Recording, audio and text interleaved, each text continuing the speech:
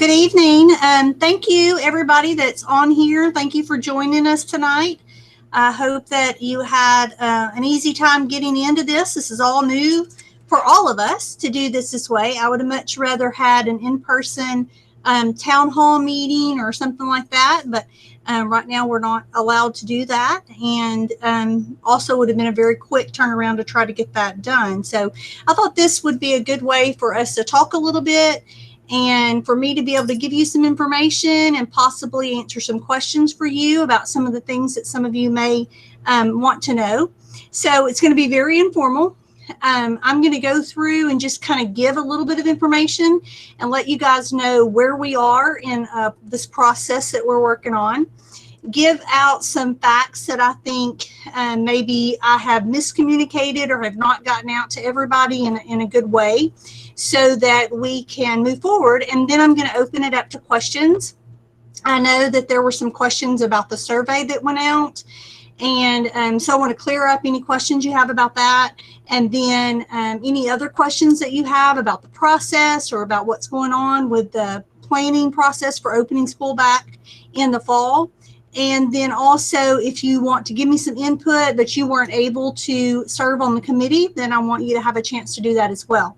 And let me just say also, if you're not comfortable tonight saying anything or speaking up tonight, you are more than welcome to email me at any point or to call me or to stop by the office if you would like to give me some some input, or you would like to talk to me about anything that has anything to do with this or anything else that has anything to do with the district. I'm more than happy to sit down and talk to any of you that want to give input. Your voice is very important to me. Your input is important to me. And I want us to make the very best decisions that we can make as a district for our community and for our kids. So let me start by just talking a little bit about the process and where we are in the process. And I think there's a lot of confusion right now about what the school district is deciding and what we can do and what we can't do. And so I'm going to try to clear some of that up. And then, of course, if you have other questions, you can ask me questions as we go along. If you're having any technical trouble or you're not able to get in or anything, there was a number that was sent with this link. Please call that or text. Mr. Patchkey is on the call and actually having this whole thing set up, so he'll be able to help you in any way. We want to make sure everybody can hear everything and can participate. So let me just start by talking to you a little bit about TEA and kind of where we fall as a school district. So had a lot of people talk to me about requirements versus restrictions versus recommendations. So let me kind of tell you about that first. As a school district in Texas, we are an accredited district, which means that our diplomas, everything we do is accredited by the state of Texas. So because we are an accredited district, we receive funds from the state of Texas. About half of our budget comes from the state of Texas, and the other half comes from taxes, from your school taxes. So that gives you an idea of what funding we're talking about when we're under the state's guidance. The other thing is, as a school district in the state of Texas, as an accredited district, we are responsible for reporting to the Texas Education Agency. So we have a commissioner of education. He's appointed by the governor, and he is the one that sets the rules and guidelines for school districts. That's the reason we have to take the state test, and that's the reason our calendars have certain restrictions that we have to follow, and all of those things play into us being accountable to the state of Texas. In addition to that, we have our local school board who makes our policies, but all of our policies have to follow the legal guidelines set forth by TEA.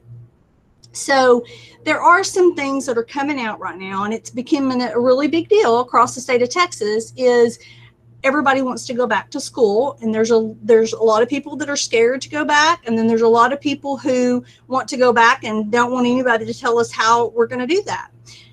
Totally understand both sides of that, and I want all of you to know that regardless of my personal opinions, and I have personal opinions about this whole thing that's going on, as a superintendent of this district, I have to follow the things that TEA tells me I must follow. Now, in clarifying that, let me tell you this. They gave us, I think it's 8 pages, the last thing that came out, 8 pages of guidelines. On most of those guidelines, they say should or may, but there are some guidelines that say must. And so the commissioner told us, the superintendents across the Texas are on a call with the commissioner twice a week. And so on his call this last time, he told us to make sure we're looking at those. Which ones are the shoulds and which ones are the must? And the ones that are the must, we are required to do as a Texas school. The ones with the should, then we get to kind of choose as a community whether we're going to do these shoulds or not. Thus, this is where this committee came about. So in moving forward, we wanted to look at what is it going to look like? What are going to be the shoulds and what are going to be the must when we get ready for school to start? Well, what he told us at first was that we would need to look at the summer school guidelines. They gave us a whole list of what guidelines we had to follow to have summer school this summer. And those guidelines would be what we should plan on for the fall. And then they might change as the summer proceeds, but we don't need to wait till the last minute to make plans. So there's lots of different things that could happen between now and August. And so he gave us the guidelines for the summer. And I'm going to tell you, they really kind of worried me a bit because of some of the must. There was mostly shoulds in there. And a lot of the shoulds came from the CDC, from their guidelines. And then Texas State adopted them for TEA. But there were several must on there. And so when we first got our guidelines for summer school, these were 3 of the musts that really bothered me. One is that we could only have 11 people in a room, 1 teacher and 10 kids. And that's it. That was a must. That's all we could do. And the other thing was they had to be 6 feet apart in the classroom. All the desks had to be 6 feet apart. If we had groups of kids in any common area, they had to be 30 feet apart. Each group had to be 30 feet apart from the other. We couldn't have any assemblies, any field trips, or any gathering of groups. So that was the first thing that came out. And so we started planning for what are we going to do if we go back to school with these same guidelines. And it would be really hard. So we had to start thinking about what all are all the different options. And let me say this. We in Lexington are struggling with this, but so are the other 1,000 school districts in Texas. And so it's not just us. Everybody's struggling with figuring out exactly what we're going to do, how we're going to do this, and how we can get our kids back, because that's what we want. This district wants our kids back. We miss them. We want them here. We know that they are going to learn and thrive more when they're sitting in these seats and when we're working with them and working with them every day. But we got to figure out how we can do that to keep them safe and to follow all the guidelines that we are required to follow. So we started that whole process, started putting this committee together. I did ask for volunteers from community members, from parents, and from staff. We ended up getting 64 people who were interested in being on the committee. And I made the decision I'm not going to cut anybody. Anybody that wanted a voice and volunteered, we're going to put them on the committee. Well, we have all those people on the committee, and so we've divided into groups. It's going to be part virtual, part in person. We're going to all work together for those 2 days. It's going to take a lot to figure all this out. And yes, I could have had it at night, and I know that was one of the complaints that came out, that it wasn't at night. But it's going to take several hours. We've got 2 full days planned for this, and so there was no way I could get it done at night, requesting this much time from a group of people every night. It would have taken us several days. Also have my staff coming in, and so this is their normal work day. We want to have them in and be able to work on this. So I thought I needed to send out a survey and find out from those people who couldn't be on the committee, what are their thoughts? What are their opinions? And so that's the reason a survey went out to everybody. And then after that happened, I found out there were lots of questions from the survey and that some people were not happy with some of our questions. And so I thought, you know what, I'm going to have this chat and I'm going to let people ask questions and tell me what they're thinking. So maybe it will help us make this a smooth process, because that's my goal. Then on June 9th, 2 days ago, the commissioner came out with new summer school guidance. And he told us, when he gave that to us on Tuesday, he said, I'm going to give you the summer school guidance. We're not going to have another meeting this week. And then next Tuesday, which is the day before our committees are going to meet, our committee is going to meet, I'm going to give you all of the restrictions and guidelines for the fall, which is huge, because we've been waiting to find out what is this going to look like? What are we going to be required to do when we start school in the fall? So he said that on Tuesday, we have a call at 3 o'clock. I've invited all the principals to come and listen in with me to that call with the commissioner, so that we can know exactly how we can open up school in August. And then we can, he's going to also tell us how average daily attendance is going to be taken, how we'll take attendance, how we'll get state funding, what are the requirements for us as a district as a under TEA. So that's coming on Tuesday, the day before we have our committee meetings, because we'll be doing lots of planning on Tuesday to get ready for Wednesday. But he told us that the new summer school guidelines would be very similar to what he's going to give us next week.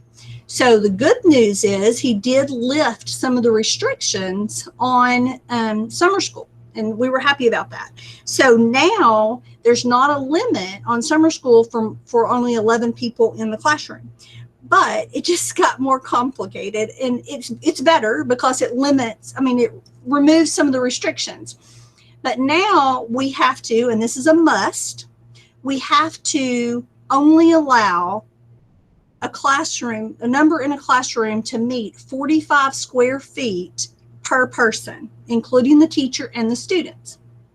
So in a room, I have to figure out every room in the district and figure out the square footage of that room. And then I can tell how many kids and how many teachers can be in that room. So for instance, we did some square footage just to kind of see where we were.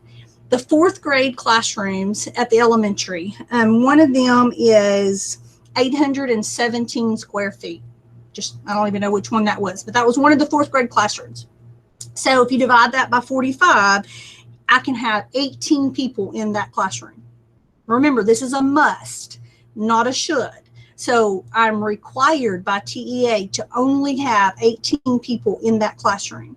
That means 1 teacher and 17 kids. Or in the case like a pre-K classroom where I have to have a teacher and an aide, that teacher and that aide count in that number, and so that lowers my number. So every classroom is going to be different.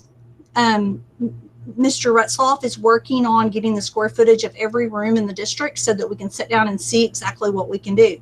We won't use every room in summer school, and my hope is that's not the same thing that he does for the fall, but we'll find out Tuesday if he's going to use that same kind of calculation to tell us what we are allowed to have when we come back to school in August. Another example of that, just to give you guys some reference, because it took me a little bit to get my head wrapped around it. One of the high school, in the new high school building, one of those classrooms is 710 square feet.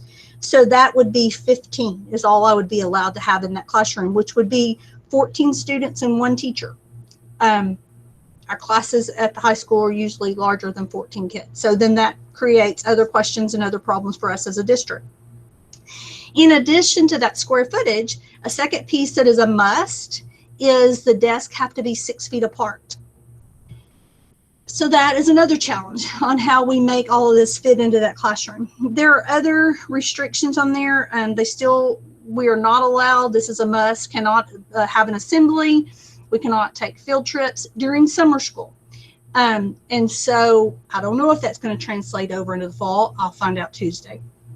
Then the positive cases.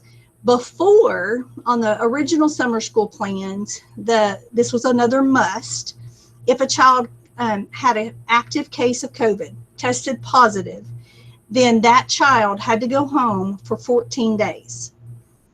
And everybody who had direct contact with that child had to go home for 14 days.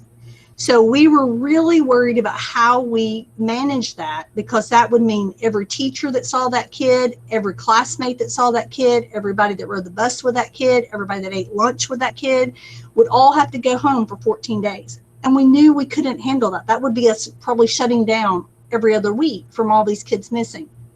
Thank goodness he changed that. And so on Tuesday, his new rule is that if a child has a positive case and tests positive for COVID-19, they have to go home, and they have to stay home. There's 3 conditions. They have to stay home until they've been fever-free for 3 days. So 3 days with no fever. And then the second condition is they have to have been gone 10 days since their first symptom was shown. And then the third thing is they can't have any of the COVID-19 symptoms when they return. So that's spelled out, but it becomes very complicated to figure out when the first symptom was seen, when they've been fever-free, all those kind of things. The good thing with that is that he told us that we don't have to send those people who had contact with that kid home. We have to notify them if they had contact, and it says they should be tested and they should self-isolate, but we don't have to send them home for 14 days, which is a whole different story of how we can do school. So we do have to notify everybody when those kind of things happen. So everything's kind of changed just in the last couple of days about what the restrictions are. I have a feeling things will change again on Tuesday whenever they give us the new things for the fall. And then I have a feeling that things will also change. Curtis, I think somebody's not muted. Things will also change as we move towards August. And so we will be meeting again as a committee to talk about, did things change? Can that change how we're planning? Can we make some changes in the plans that we have in place? These plans are going to change before we go back to school. But for us to really get ready to have your kids back, we need to start planning now. And so we're going to have multiple plans that we're going to have. So we're going to meet next Wednesday as a committee. The very first thing we're going to talk about is calendar. Calendar is a big deal right now. A lot of schools around Texas, you will see, are changing their calendars. The reason that the commissioner really wants us to consider changing our calendar is because he believes there's going to be closures during this year that are going to create instructional problems. So we're required as a school district to get 75,600 minutes of instruction for every kid. And so we have to build that into our calendar. If we miss school, we don't get to count those days unless we're providing instruction like we did back in the at the end of the spring. And so he's going to tell us how we can and can't do that on Tuesday. But a lot of people are changing their calendars. They're going back earlier to get kids back in school, and then they're planning more breaks in the year. Some districts are going to year-round school. Some districts are planning to get their first semester done by Thanksgiving, like a lot of the colleges are doing, so that they're out during the winter months. Some schools are just keeping their regular schedule, not changing their calendar, and then they're adding 30 days at the end just in case they need to make up that many days. And if they don't, then they'll get out at their regular time. So we are going to talk about that next Wednesday. Well, what do we like? What do we not like? We're going to talk about, what does face-to-face instruction look like? What do we do if we can come back? How do we treat instruction? Do we move kids around a lot? You know, do we change anything? Are there any restrictions that would keep us from doing things normal? We're going to talk about hybrid. So if they do put in some type of restriction on the number of kids that we can have in a classroom, it may force us to a point of looking at hybrid. And hybrid would be where we were at school sometimes and not at school sometimes. So one group of kids would be at school one day and the other group another day, or vice versa with weeks or something like that. We wouldn't want to do that, but if we can only have 14 kids in a class and we have 28 that need to be in that class, we're going to have to figure out something to be able to do that. We don't have the funds to hire a whole new staff for limiting down the classes that much. So those are the kind of things we're going to talk about next week with that. We're going to talk about remote instruction. What went well? What didn't go well? What do we need to improve on? What could we do better? We know there are things we could have done better in the spring. Our teachers worked so hard, our admin worked so hard to get things in place quickly, but we know there were kinks and bugs that we needed to work out.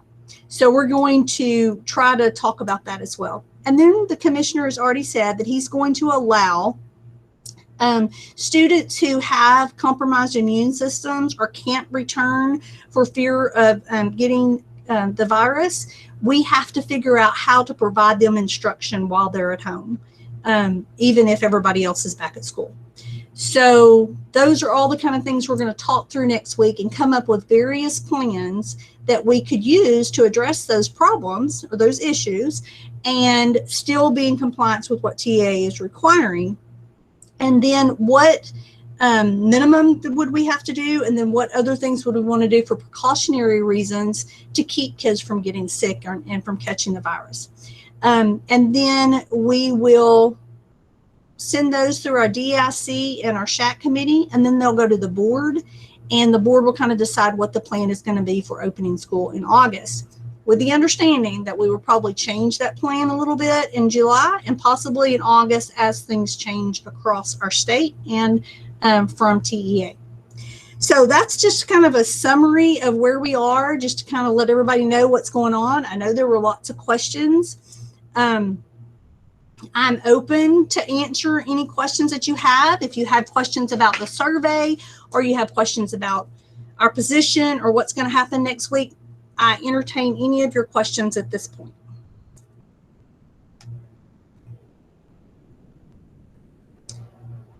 And if you go ahead. Hi, I was wondering, you said students can self-isolate if there's a positive case. What does self-isolate mean? So it says that TEA says they should self-isolate, which would mean they would stay at home if they've been exposed to it.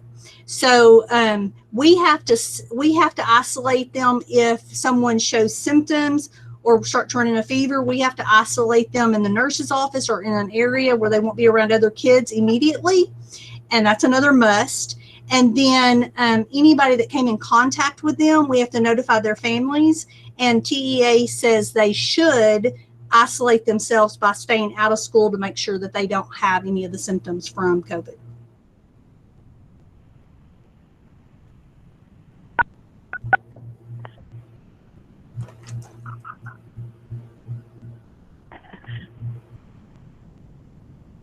How long is the self-isolation period? They don't stipulate how long that should be. They just said that they should isolate to see if they have any of the symptoms or start running a fever.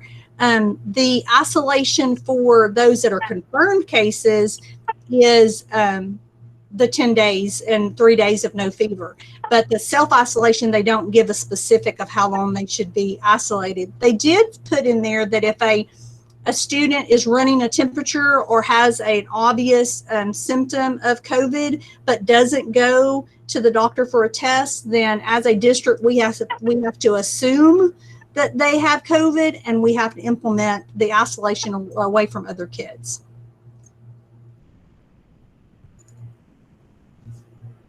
And if some of you are not comfortable asking a question, Mr. Patchke just sent me a text message that they can, you can text questions to 979-773-3018.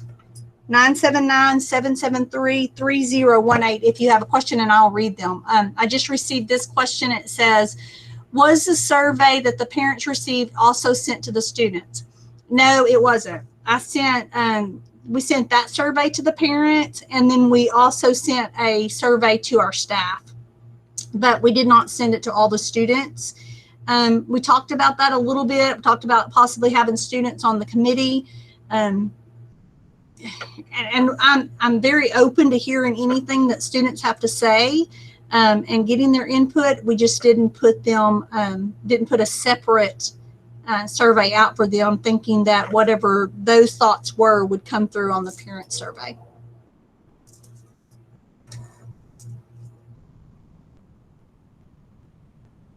Other questions? I wish I could see you guys. I feel really weird just talking to the screen. But Since you are having to limit the amount of students that are able to physically be in the class at this point, how would that affect transfer students versus in-district students? we don't have any plans on it affecting transfers at all. In fact, I haven't even thought about that at all.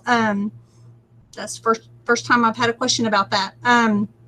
We don't have any plans to affect that at all, other than looking to see what we are capable of having in each classroom, and then we would have to make a determination of how many we need in that classroom and what we need to do about that. So it's probably a good point. We should probably look at that and talk about that as well. Appreciate that question. There's another question on it. Says a survey that was sent was per family. The first part addresses how things went during home instruction. Is it possible to have a survey response per child to differentiate each experience for the child? Sure. Yeah. And if you just want to fill it out twice, you're able to fill it out more than once. In fact, a lot of people did that. Then we'll look at the differences in your responses and know that that's a different child that you're talking about. We had a lot of people fill it out more than once and had all the same responses. So I'm not sure if that was, and some that filled it out several times and didn't have that many kids. So but if you fill it out more than once and you have more than one child, we will assume you're filling it out the second time for a different child if you have different responses.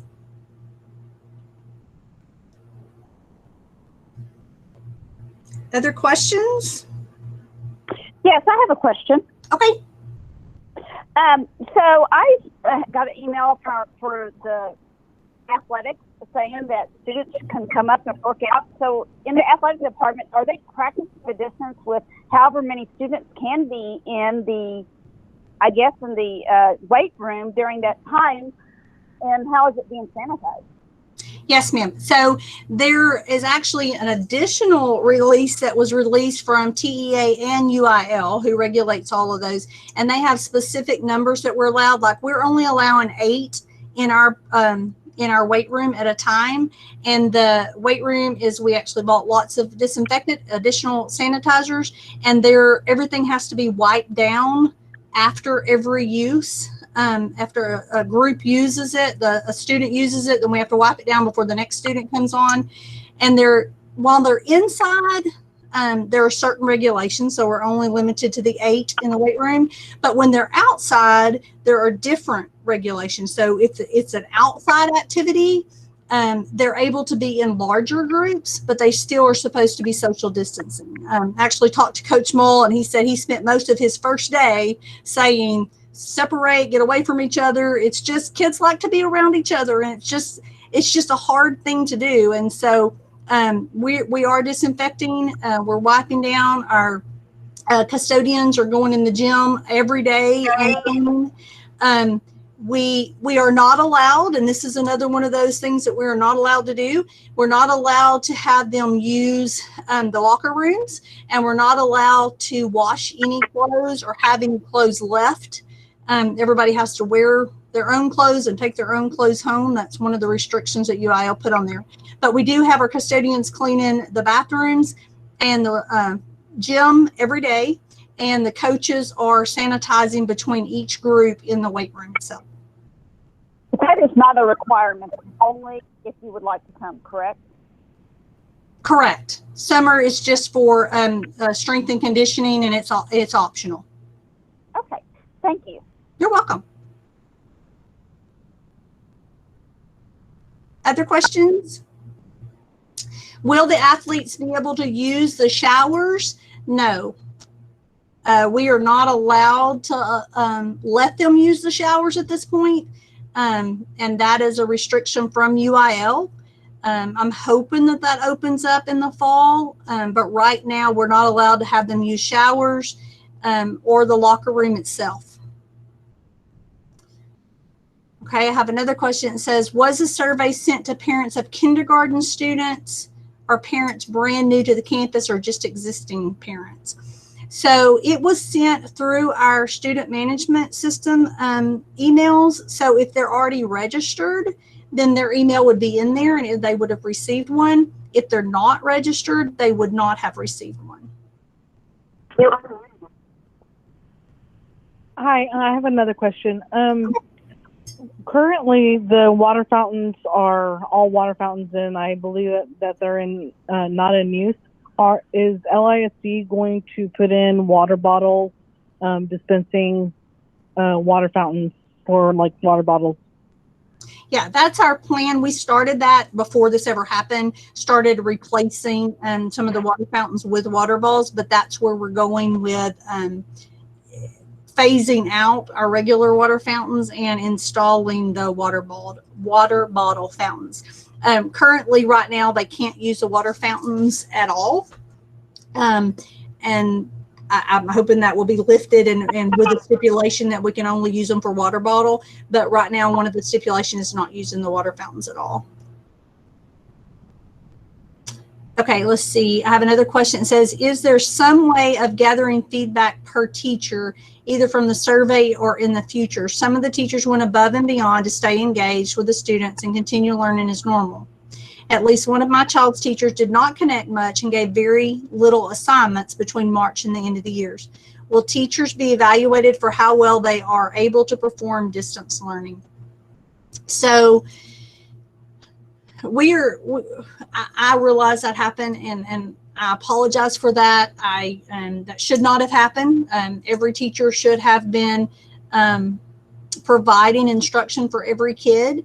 And I'll tell you that I believe the majority of our teachers did go above and beyond to provide that. However, we need to know if that's not happening. And so if we were to have to go back to some type of remote learning, yes, teachers would be, we would have principals checking in on all of the classes to make sure that we are providing instruction continually for kids, because we don't want this to affect their education. In the rare case that we have to close down, we want to make sure that the kids don't lose any of their instruction. And I hope that we learned a lot from what happened in the spring. Definitely was not perfect. We had lots of issues that we could have done better. But I think we did learn. And I think that if we have to go remote this year, that you will see some improvements on our part to make it the very best we can make it for kids.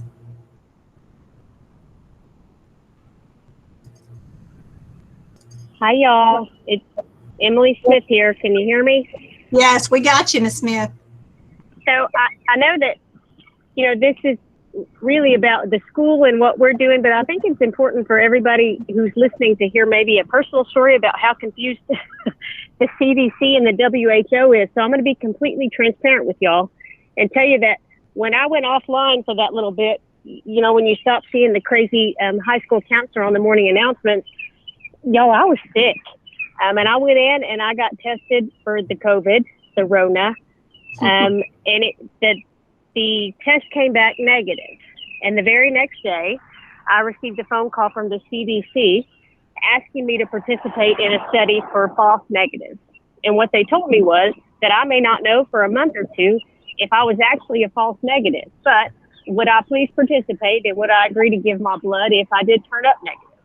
So I know that all of this is a mess, and it seems confusing, and it seems all over the place, and it's real easy to think that it's us, but from personal experience, I can tell you that nobody really knows their elbow from their hiney at this point, and I could just ask you to be patient with everybody involved while we work through it. Thank you, Ms. Smith, for sharing. Other questions?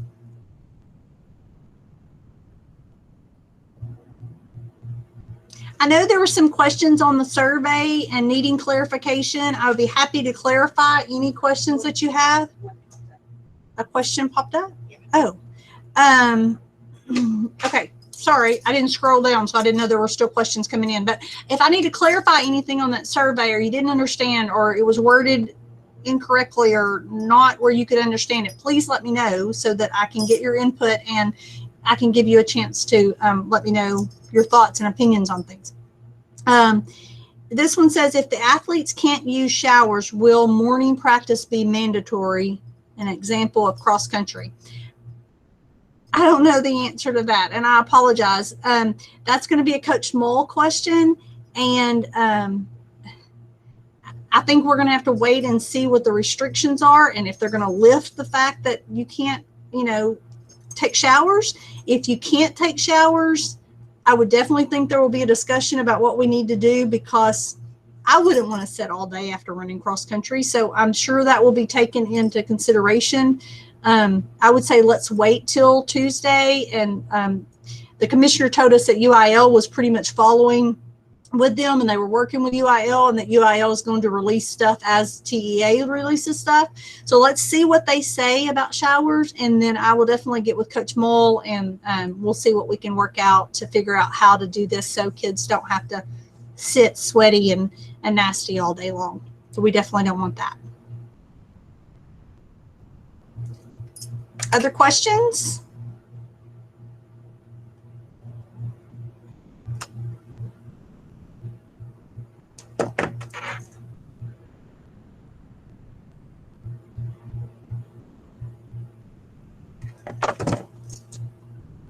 Okay, here's one.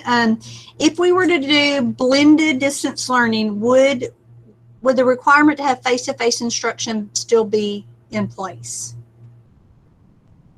If we were to do blended distance learning, would the requirement to have face-to-face instruction still be in place?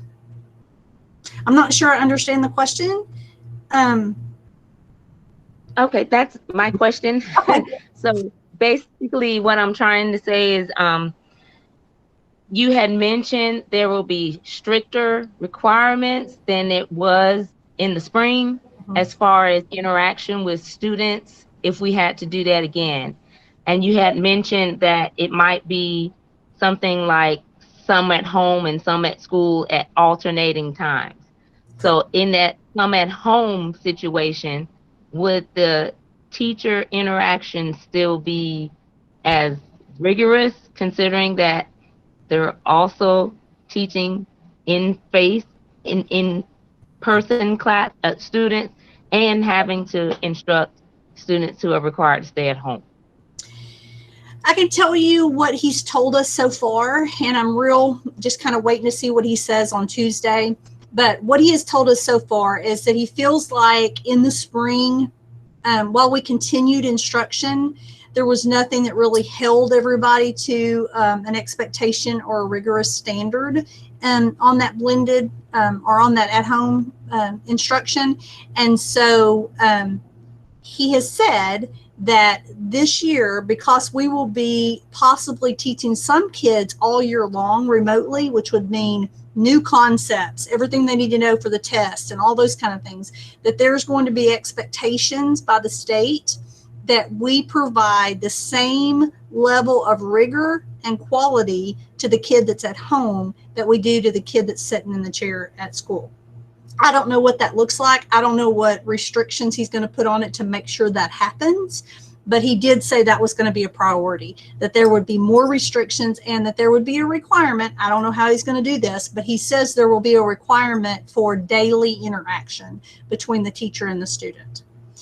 I don't know if that means providing something daily or actually face-to-face on a computer or call or what, but he said there would be a requirement for daily interaction.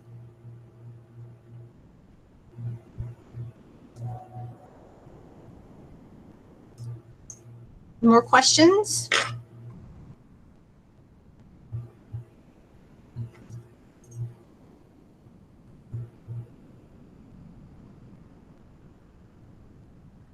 Okay, so some schools went back to school in April and had some entire classes to do classes in person and other classes to do all instruction remotely. Is this something LISD is considering, or will it be blended by the day or the week? So that's one of the things that I'm going to bring up to the committee, and it's one of the things that was on the survey. So if we had to do some type of hybrid situation, where we could only have a certain group of kids at school at a time, then the number one thing is, because we're so rural, a lot of school districts are doing like freshmen and juniors come on this day, sophomores and seniors come on this day, or second and fourth comes on this day.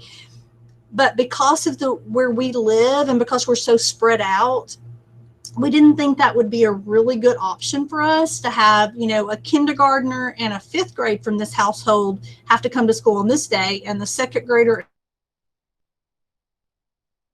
freshmen have to come on. Confusing.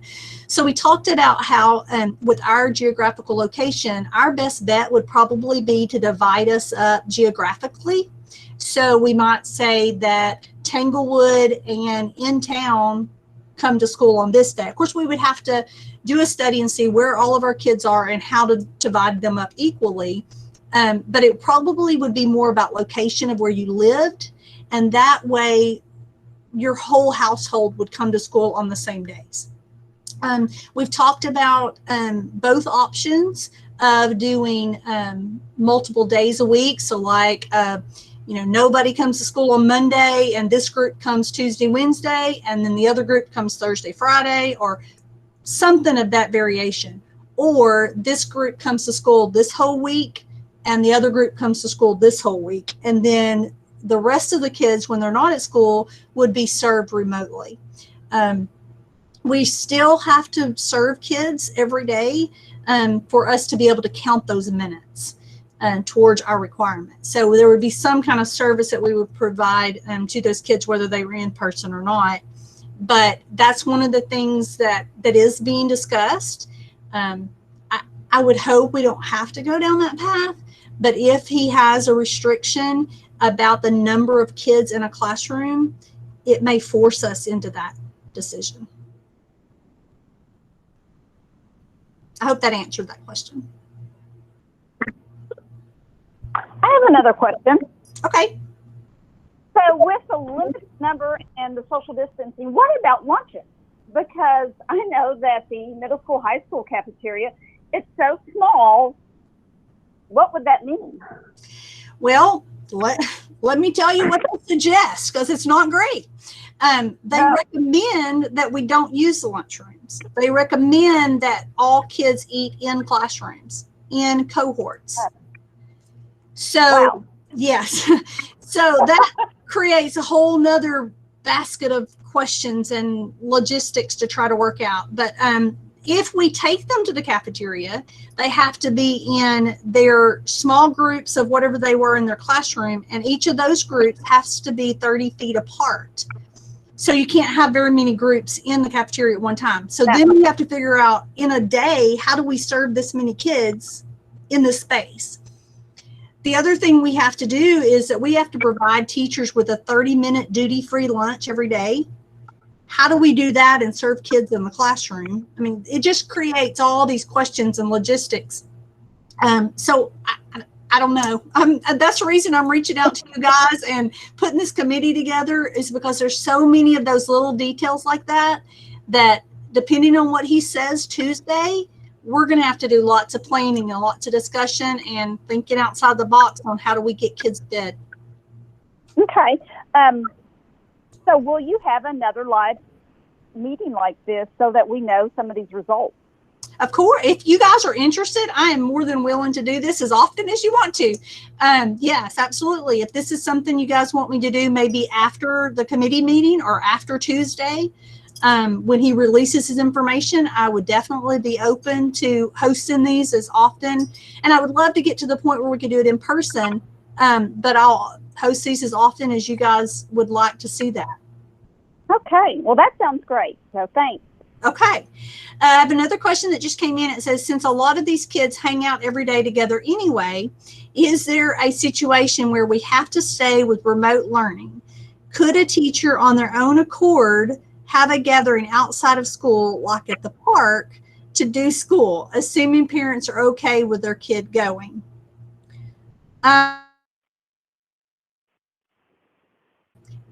Does a district sanction that? Because it would be against the restrictions that they put on us. So I would say if kids want to get together outside of school and work on things and work on school and connect with their teacher virtually, that we have no jurisdiction over that. But as far as a teacher going and meeting with a group of kids, we wouldn't be allowed to do that. And it be a sanctioned school activity. Okay, I got several questions. Okay. Any word on whether there will be flexibility on what electives are offered? Meaning, will the district have the option to focus more on the lost reading and math and fewer classes for each kid? We haven't gotten to that point yet. A lot of districts are doing different things. Some districts are doing they're doing face-to-face for the core classes and doing all electives virtually, just to keep smaller classes and people moving less. We've not gotten down to a point of really talking about electives, other than our plan right now is for them to function just like all of our core classes do. Once we find out how many kids we're limited to, that will play into what our schedule is going to look like and what courses we're going to be using. Also, in the elementary classes for their specials activities, we have to look at those and those numbers as well. You talk about PE, there's usually large groups of kids in those areas, and if the restrictions stay as they're stated now, we won't be allowed to do that. So we'll have to really look at that. Have a couple of people say they would like another meeting. If we have to go back to remote learning, I would like to see that the class be required to meet electronically if the student has the capability for at least a portion of the class period. So I would too. I would love to do that. There are a couple of districts that I know of that are going, they're actually having their teachers with mics and they're meeting their kids in the high school, like whatever hour you have government, that's the hour you're online with that teacher. And then the next hour you're in math and the next hour you're in whatever your class was. So there's some districts that are looking at that. One of the issues that we have in our area, as you know, is accessibility. Not everybody in town has the access to the internet. One of the things that Mr. Patchke and I are working on is trying to get more hotspots and more availability across our district. We do think we will be able to provide every student with a computer. If we get to the point where we're going all remote, then pre-K through 12, we should be able to provide a computer for every kid. But that only solves half the problem. The other half of that problem is once they have the device, to have the accessibility to get onto the internet. So we're working on that issue right now and just trying to find out what our best mode for doing that. We're going to order some hotspots and possibly try to find some places within the communities to put different hotspots so kids can have more access. But we're working on that, and hopefully we'll get to a point where everybody will have access to their teachers. Another question says, are we going to take into consideration kids' mental health? A great benefit schools provide is socialization, exercise, etc. If they have to wear masks, sit 6 feet apart, eat and learn in the classroom, that doesn't sound like a healthy environment for kids, especially young children or kids with ADHD. I totally agree with you. I think the best thing for our kids is school. I love school. That's the reason I've been in it my whole life. But we're still required to do what TA tells us we have to do. They have never mentioned requiring masks, and that has been several things that have popped up on some Facebook comments and in the community, but we've never said anything about requiring people to wear masks. TEA has never said that we're required to wear masks. They have said in numerous documents that they think we should wear masks, but never have they said they were going to require us to. So I don't see that one coming. Now, I'll admit it next week if he says that I totally lied, but I just don't see that happening. I don't see him requiring masks. I have a feeling the 6 feet thing is going to happen. And I wish it wasn't like that, but if that's what we're required to do, that's what we'll have to do. I hope that he's taking into consideration the complete health of all kids and of every aspect of their health, including their mental health. But we'll have to work on that. And then if we see as a district that there are needs in the mental health issue, then we may have to step in and see what we can do as a district to help kids with that, whether it's counseling or small group activities or things that we can do to help kids get that socialization that they're going to need. Next question says, I realize paper packets are difficult to put together, but they helped me as a high school parent to know what work needed to be done and to track it rather than relying on my student to relay correct information. High school kids are great about relaying information. So I appreciate that comment. And I think that until we figure out a way for everybody to have accessibility, that we're going to have some sort of paper available. My hope would be at some point we had it virtually and we had it where parents had access so they could actually get in those Google Classrooms and see what their students were supposed to be doing and what was due and when it was due. So we'll definitely work on that piece of it, even if we get to the full virtual piece of making sure parents have access to so they can know what's going on. Sports practices. If the students alternate days, will they only practice on those days they are there, or will they come to the school for practice? That would be another Coach Mole question. I'm sure that if we get to the point that we're forced into a hybrid situation, he's going to want those kids there for practice as long as he meets his limitations and his requirements. So we'll let him make that call, but I'm going to guess that he's probably going to have them report for those practices at the time of those practices. How will special ed services be addressed during remote instruction? So our special ed department has worked really hard with our Region Service Center and the Commissioner's Task Force on Special Ed to make sure that we're fulfilling the accommodations and the modifications for kids and that we're able to support them and give them all that we need. There were a few things that came at the end of the year last year from the Commissioner about possibly setting up small groups that could come into the district at different times than the other settings of students to get some of the things that those special needs students needed. So that will be something that we'll look at again. That's an area that will have to be addressed once we decide what is school going to look like. Then we will have to take that piece on and say, what are we going to do for our special ed kids? How we're going to make sure they get everything that they need to be successful with their education. So we'll continue to look at that. And we'll do everything we can to make sure they have the help they need. We have a lot of paraprofessionals that really stepped up during remote instruction during the spring and made phone calls and tried to support those kids and help those kids along with the teachers. So we'll continue to find ways to help support them. I have a question that says, is pre-K under the same guidelines even if they weren't on the survey? Yes, ma'am, they are on those same guidelines. So we will, they're part of our district, they're part of our classes. So all of those students would have the same restrictions or guidelines or requirements, flexibilities, whatever they end up being would be pre-K through 12 would be instituted throughout the district.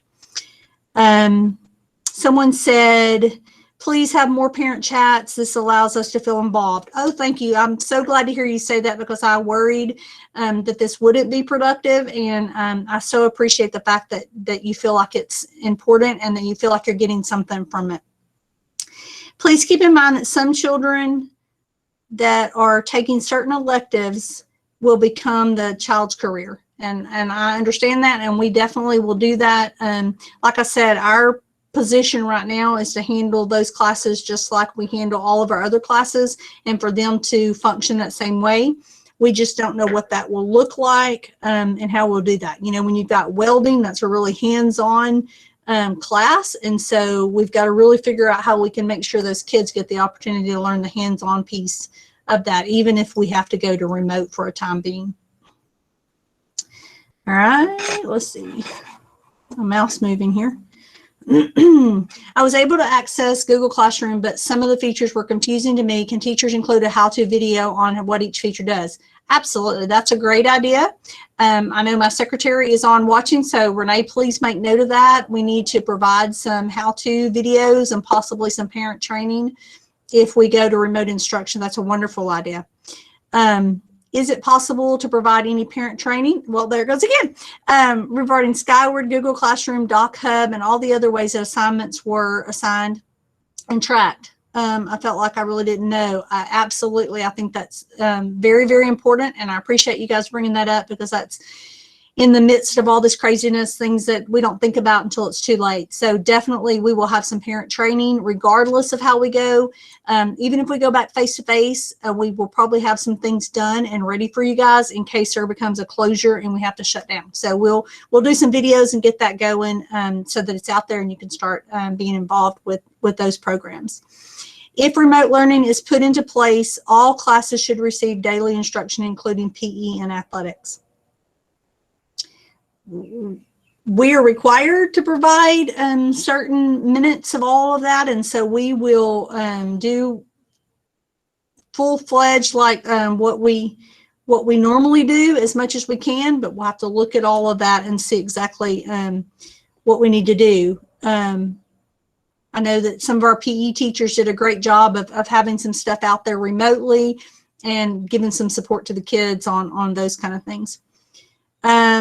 One of the teachers put, some of us teachers need a how-to too. So you'll be glad to hear that you teachers that are on there, that we actually have a whole day planned at the beginning of the year for Google Classroom to really make sure that all of our teachers understand it and know how to use it and get a chance to become more familiar with it before we're put into a position where we have to use it. So we do have training coming for you guys, and that will help the parents and the kids too once you guys know more about it and it becomes easier for you to use.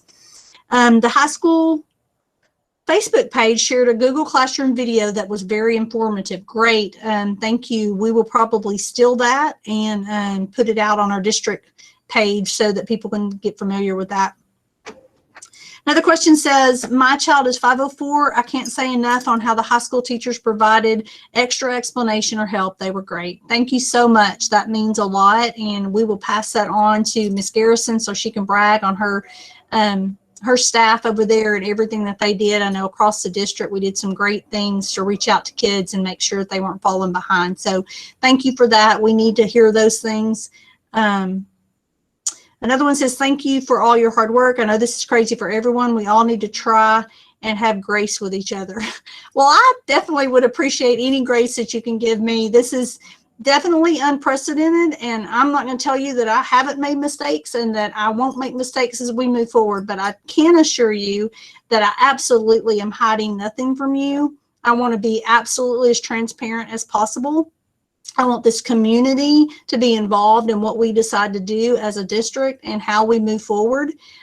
Everybody's input and everybody's voice is important.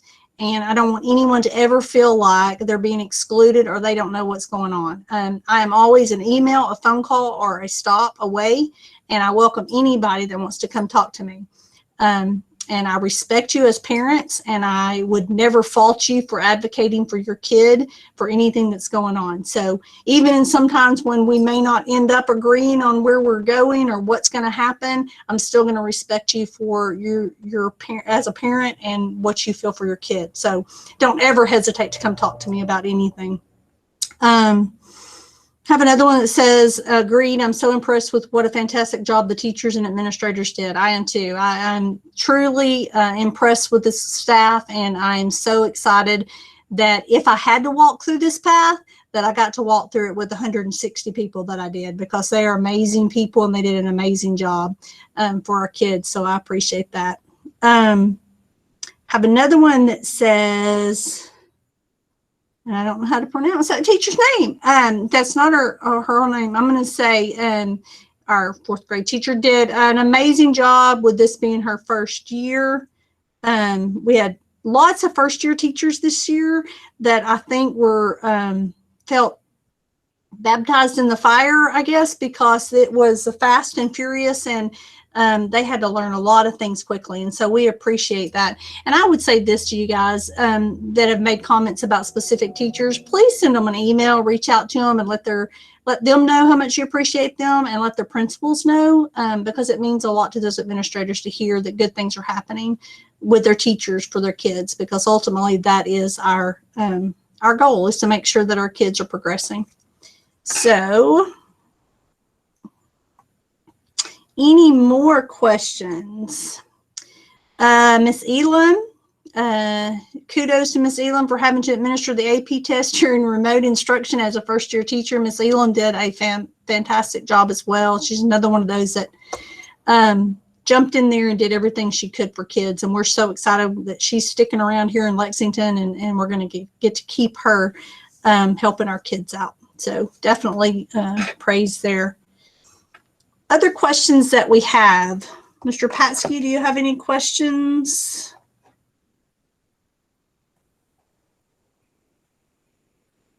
Okay, let's see. I think Miss Smith wanted to jump back on real quick. Miss Smith, are you still there?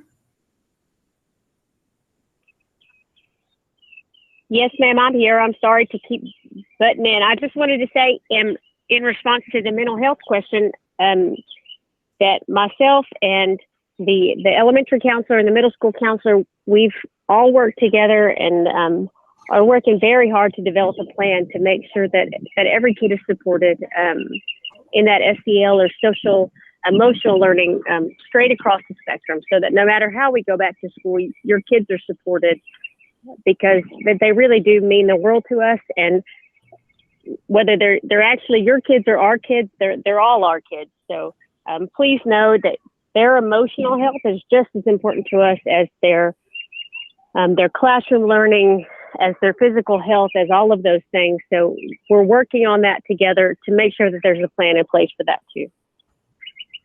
Thank you, Ms. Smith. And our counselors do a fabulous job. Ms. Smith at the high school, Ms. Weiser at the middle school, and Ms. Kester at the elementary. They have hearts for kids, and they will do absolutely anything for our kids. So if you feel like your kids are struggling with anything, please reach out to them. They would be more than glad to help you in any way and help your kid in any way. So from some of you, it sounds like you guys would like for me to host another one of these. So why don't we just plan, if everybody's okay with it, on me hosting another one next Thursday. That will give us a chance to be have the commissioners call, so we'll know what the rules are and restrictions are, and then we will be finished with our committee meeting on Thursday afternoon, and so that will give me a chance to kind of know what direction that committee has kind of sent us going, and then I'll host another one of these, and we'll see where we are and see if you guys want to continue to do these every once in a while as we get information. And I would encourage you to tell other people about it. I think at one point we had 60-something people or 60 people on, so that's great. But definitely encourage other people who have questions or concerns or opinions, or they don't understand kind of where we are and how we're trying to figure out. Please mind and listen to this and chat with me, or come by, email me, or stop by and talk to me, or give me a call. So I don't think, wait, I'm not sure. Thank you for all of the hard work that you and the entire staff have put in during this time, and the work that you do. I appreciate that very much. I love my job and I love what I do. I just want you guys to know that we are here for this community, and we're going to do everything we can to keep all of you involved in what's happening and what's going on. So with that, I'm going to sign off, and I appreciate each and every one of you, and I appreciate you getting on and giving us some of your thoughts and opinions, and also asking questions. Please don't hesitate to email me or call me if you have further questions, and pass the word around that this is a good thing and that we'll be doing it again next Thursday. We'll send an email out and give you a link to that. Thanks, guys. Have a wonderful weekend.